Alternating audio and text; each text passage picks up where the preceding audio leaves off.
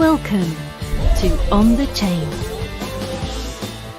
So this is Roth Kahneman, not Kahneman. If you look at his thing, he says, I'm not investment advice. I'm not Professor Kahneman, tracking XRP / Ripple / Flare developments with sources. And this is what I like about the Wrath of Kahneman. He always backs it up with sources. You know, on Twitter, you'll see somebody that takes like a nasty screenshot on their phone. They highlight a couple words poorly, you know, with big red lines over half the top of it. And then they throw it out there. And you don't know where it's from. You don't know. People are like, well, Jeff, did you see this? Yeah, I saw it, but it's a lot better if we have a source. I don't know where this stuff's coming in. Oh no, you don't get that with Wrath of Kahneman. It's always got sources on there all the time. So he put together a thread on XRP price without discussing price. Why? Because he doesn't do that. And so why doesn't XRP go up with all the announced partners? Put out a thread. He calls it a long amateur Twitter essay, and I think he said he's selling himself a bit on the short side. I'll be honest with you, it's a bit on the short side. So he says, mostly no one needs enough XRP yet. Ripple's use, while growing, doesn't require enough to raise the price yet. And companies don't need to buy it because Ripple can source the liquidity for them cheaply and integrate it. Retail, that's you and I, it sets the price right now on exchanges. That's okay. Ripple's helping build more liquidity.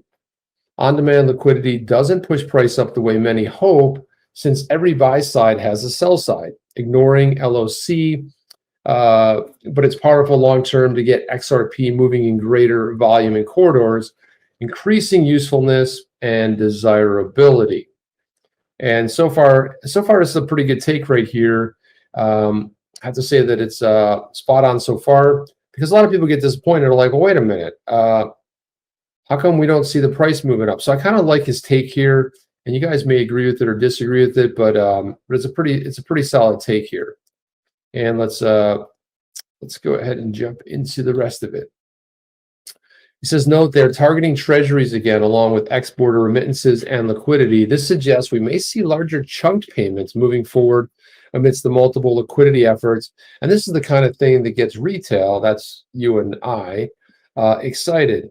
Now, if you guys recall, it was a bunch of years ago that they were moving the large chunks, right? They were doing more of the treasury type of stuff, and they were moving larger payment chunks. And again, I think it really was more of a less of a test drive, just to see if it was possible they could actually do it.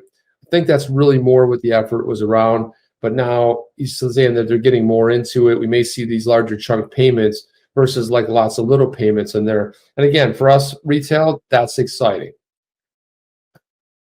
And XRP is a long game. Well, don't we know that? We've been around this thing for a long time. Many of us going back to 2017 and before. XRP long game, capturing as much global value as possible because it's an embedded part of the global financial system. It's going to take a minute.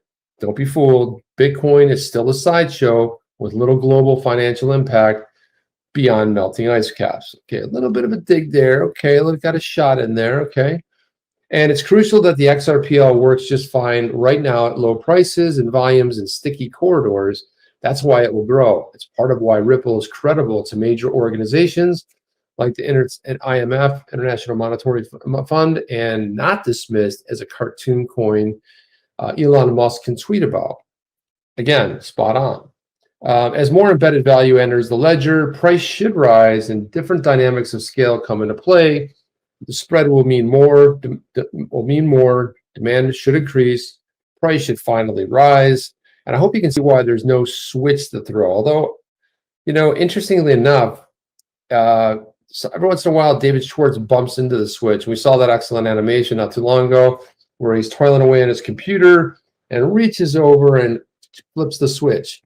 And we've been waiting for the flip to be switched for, I don't know, since 2012, all waiting for that switch to be flicked. And we got up as high as like 170, 180 about a year ago, hit a high of 384, I think it was. That's right around that number.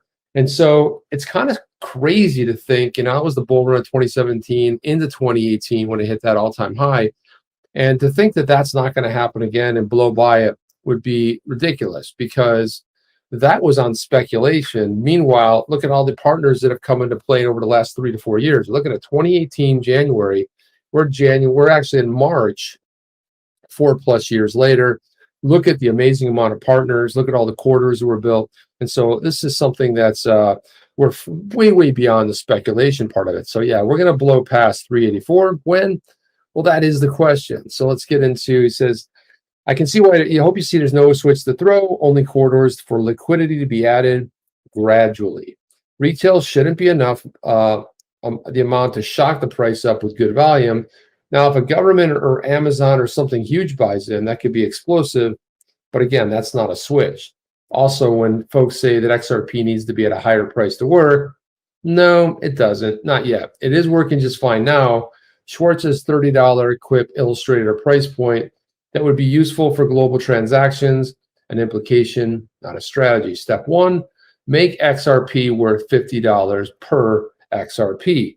Now, I don't think any of us would discourage that from happening. But again, I do see it happening, and a lot of things are going to change. We've seen a lot of things change already. But the way I look at this over the past 4 years, the amount of partnerships, not only that, but the adoption in crypto. Okay, so we've seen a little bit of a market cap. We hit 3 trillion. 3 trillion is nothing in the grand scheme of things. One time on this show, we'll probably have to do it again. Jeff and I broke down all the money in the world. And $3 trillion is a drop in the bucket, especially when you start looking at everything. Even gold is very small. We saw gold just hit $2,000. I wonder why. Anybody have any ideas? Anybody? Is there anything weird going on in the world that might have triggered that? I mean, it was hovering around $1,700, $1,800 for the longest time. But 10 years ago, it was $1,100, right? So something's going on. There's something going on somewhere in the world. So I think it makes an immediate price problem, since there isn't much incentive for retail XRP traders and a lot of bias against. Meanwhile, Degen holders like you and me, hey, wait a minute, I may resemble that comment, just help slowly buying up escrow. Of course, I'm broke. What do I know? Well, join the crowd, because I've got another story in here basically talking about inflation and what's happening in the world. It's starting to get a little bit crazy. And I believe that we are just at the tip of the iceberg. So let's jump back into this. He says, when I see new Ripple users announced, I'm excited a new company might be enticed to use XRP product.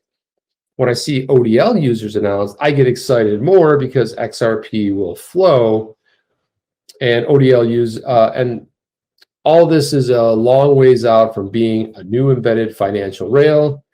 But you have to start somewhere. This is why Ripple's been very generous with Ripple X, Forte, Coil, Mintable, etc. More entry points for the XRPL value to embed itself.